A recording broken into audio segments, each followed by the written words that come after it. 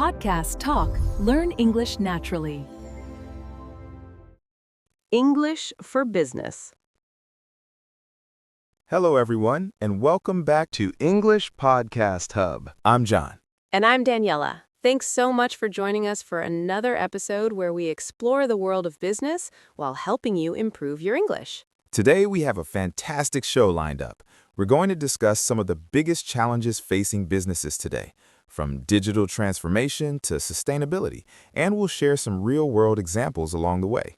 That's right. And as always, we'll be using practical business vocabulary that you can use in your own professional life.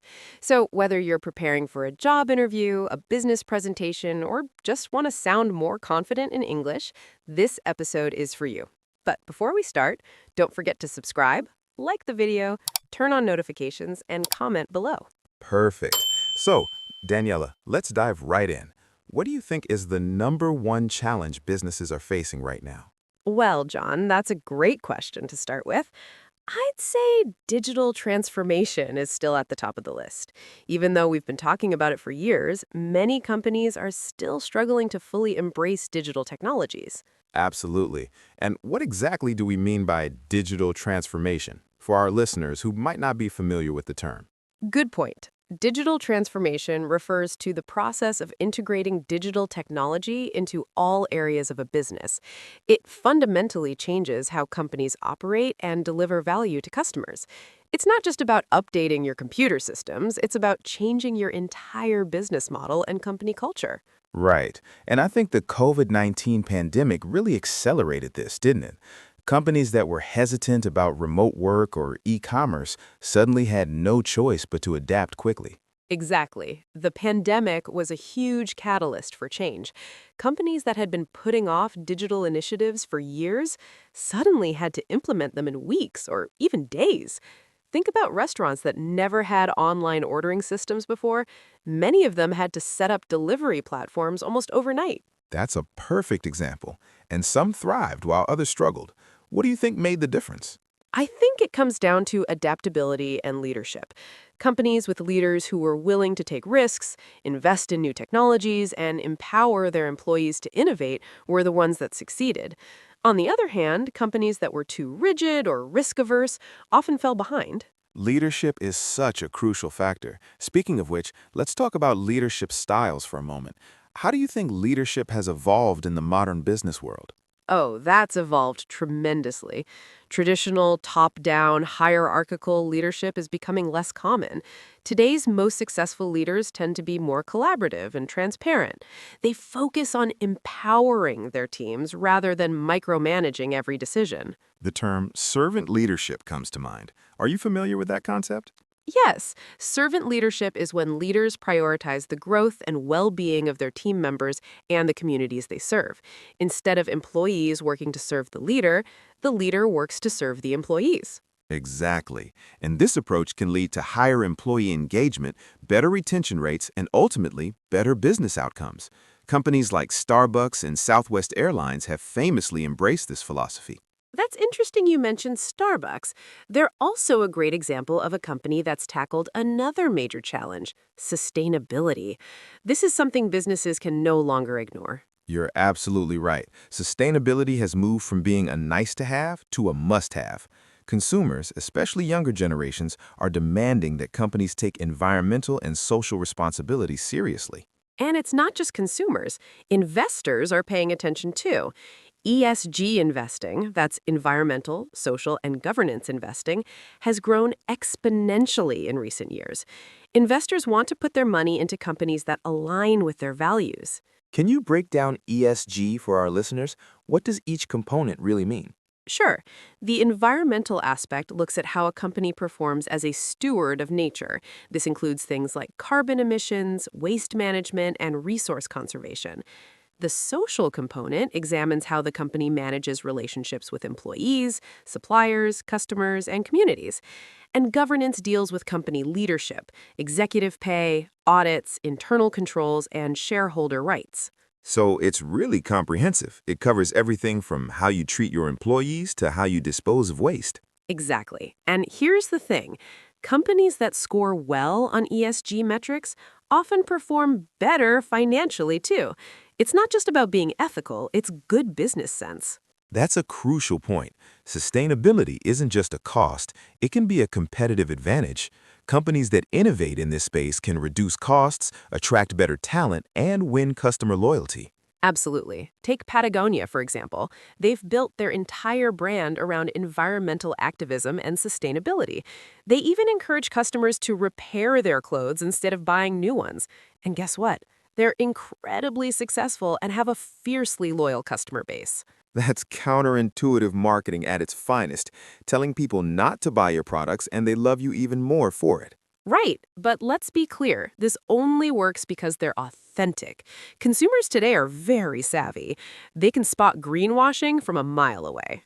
Greenwashing, that's when companies make misleading claims about how environmentally friendly their products or practices are, correct? Exactly. It's when marketing claims don't match reality. And it can seriously damage a company's reputation when they're caught.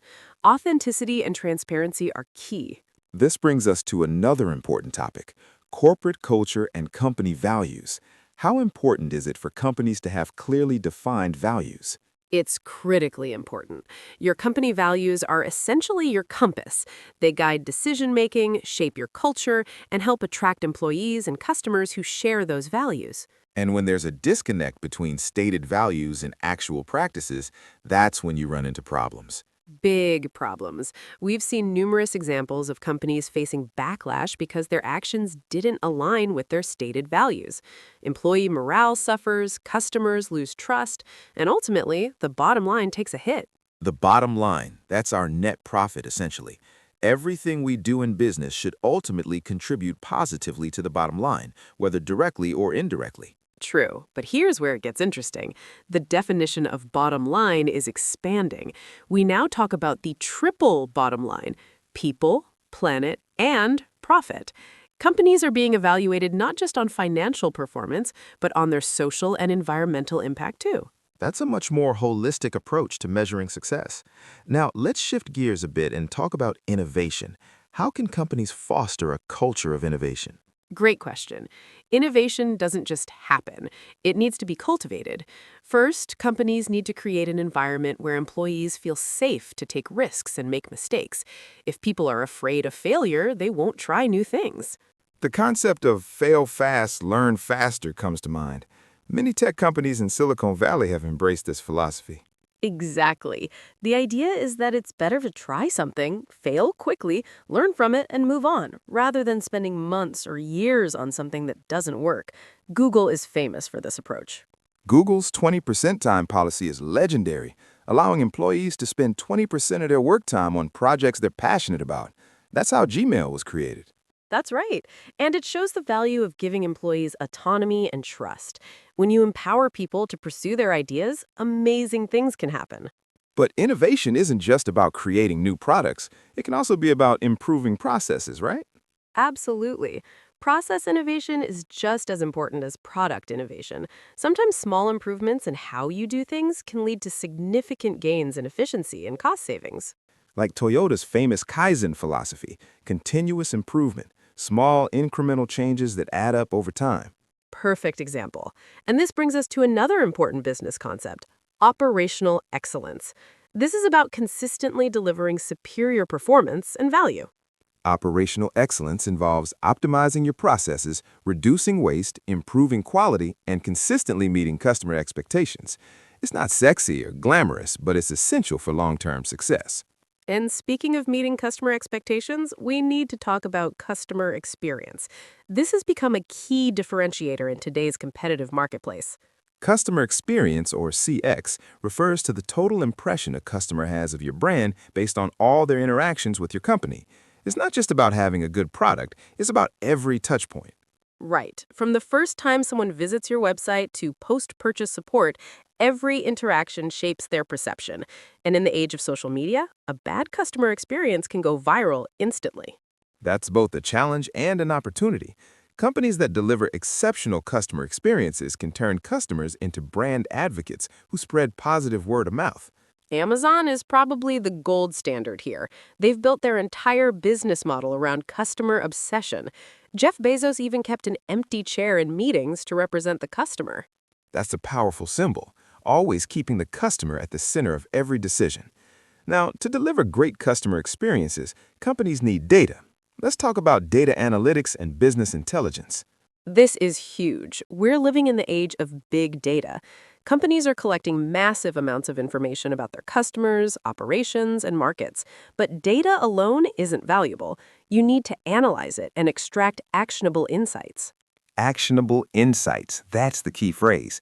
It's not enough to have dashboards full of metrics. You need to understand what the data is telling you and use it to make better decisions. Exactly. Companies that effectively leverage data can predict customer behavior, optimize their supply chains, personalize marketing, and identify new opportunities. It's a massive competitive advantage. But it also raises important questions about data privacy and security. With great data comes great responsibility, as they say. Absolutely. Data breaches can be devastating, both financially and in terms of reputation. Companies need to invest in cybersecurity and be transparent about how they collect and use customer data. Regulations like GDPR in Europe and CCPA in California have made this even more critical. Companies can face huge fines for mishandling personal data. That's right. Compliance isn't optional. And honestly, it shouldn't be viewed as just a legal requirement. It's about respecting your customers and building trust. Well said. Now, let's talk about another critical aspect of modern business, diversity and inclusion. Why is this so important?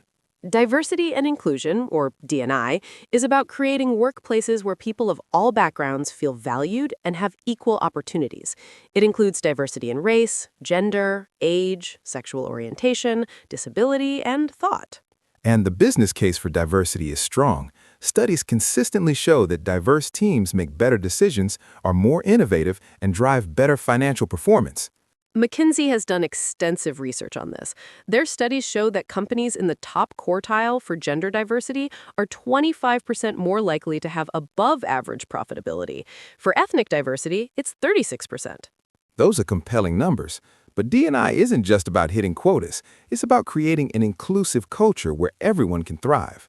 Exactly. You can have diversity on paper, but if people don't feel included or don't have equal opportunities to advance, you're missing the point. Inclusion is what makes diversity work. This ties into another important topic, remote and hybrid work. The pandemic fundamentally changed how we think about work. What are your thoughts on this shift? It's been revolutionary. Before 2020, many companies were skeptical about remote work. They worried about productivity, collaboration, and company culture. But we've proven that remote work can be just as effective, if not more so, than traditional office work. Many employees now expect flexibility as a standard benefit. Companies that insist on returning to full-time office work risk losing talent to more flexible competitors. Absolutely. But hybrid work is seeming to be the preferred model for many organizations. It offers the best of both worlds. Though it's not without challenges, managing hybrid teams requires different skills and tools. You need to ensure remote workers aren't treated as second-class citizens and that everyone stays connected to the company culture. Communication becomes even more critical in hybrid environments. You need excellent digital tools and clear communication protocols. Companies are investing heavily in collaboration platforms like Slack, Microsoft Teams, and Zoom. Speaking of communication, let's talk about presentation skills in business communication. These are essential skills for anyone in the business world. Absolutely. Whether you're pitching to investors, presenting to clients, or updating your team, the ability to communicate clearly and persuasively is invaluable. What makes a great business presentation? Well, first, know your audience. Tailor your message to their interests and needs. Second, have a clear structure. Tell them what you're going to tell them, then tell them what you told them. The classic three-part structure. It works because it's clear and memorable. And keep it simple. Don't overwhelm your audience with too much information or complicated slides.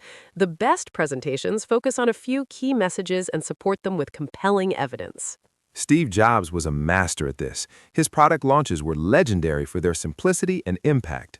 Great example. And remember, storytelling is powerful. People remember stories much better than they remember facts and figures. If you can illustrate your point with a compelling story, you'll be much more effective. That's excellent advice. Now, as we start wrapping up, let's talk about entrepreneurship and startups. What does it take to succeed as an entrepreneur today? Well, first, you need a viable business idea that solves a real problem. Too many startups fail because they build products nobody wants. You need to validate your idea with real customers before investing too much time and money. The lean startup methodology, right? Build a minimum viable product, get customer feedback, and iterate quickly. Exactly. Eric Ries popularized this approach, and it's become standard practice in the startup world. The key is to learn as quickly as possible what works and what doesn't. You also need resilience. Entrepreneurship is incredibly challenging. You'll face rejection, setbacks, and failures. The ability to persevere through tough times is essential. And you need to be good at networking and building relationships. Your network can open doors, provide advice, connect you with customers and investors, and offer support when things get tough. Speaking of investors, let's briefly touch on fundraising. What should entrepreneurs know about raising capital? First, understand the different funding options. You might bootstrap, fund the business yourself. You might seek angel investors, wealthy individuals who invest their own money. Or you might pursue venture capital, professional investors who manage funds from institutions and wealthy individuals.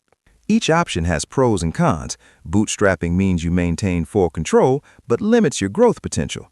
Taking on investors means you can scale faster, but you give up some control and equity.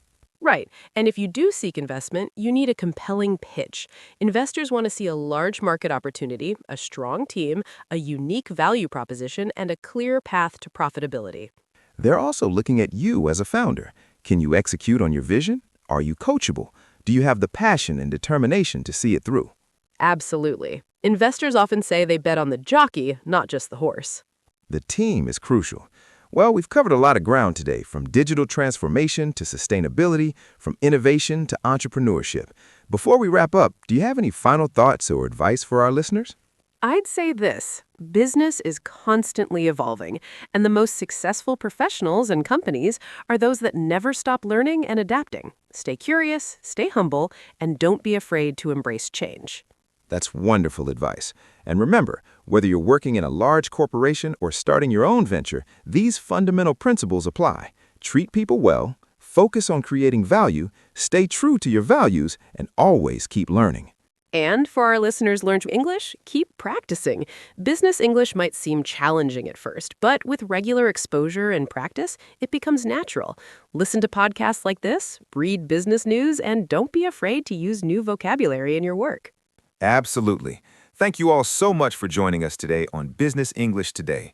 We hope you found this episode valuable. If you enjoyed today's show, please subscribe to the channel and hit the bell icon, leave us a review, and share it with colleagues who might benefit from it. Until next time, keep learning, keep growing, and keep building your business English skills. See you next week.